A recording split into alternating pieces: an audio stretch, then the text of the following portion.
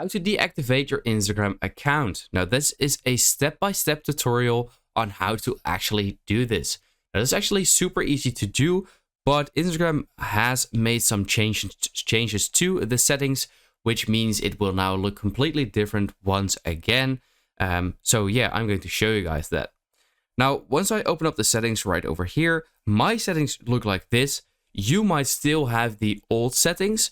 If that is the case, then keep watching. I will explain it as well, but I will also explain it for the new settings.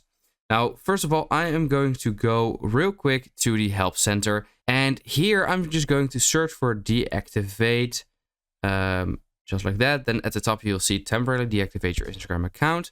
Now, then you have two step-by-step sort of like tutorials.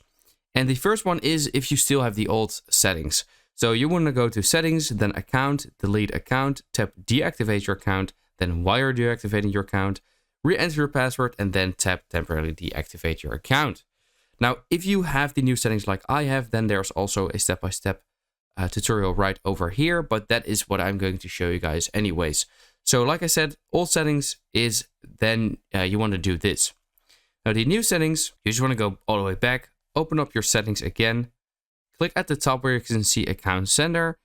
Then you want to go to personal details, right over here to account ownership and control, then deactivation or deletion, and then select your Instagram account. And then at the top, it says deactivate account. Now you want to click on continue. And here you have to re-enter your password. And then you will temporarily deactivate your Instagram account until you log back in yourself. Then your account will be reactivated. So that is basically it. I hope this video helped you out. Let me know in the comments if it did, and then I will see you next time.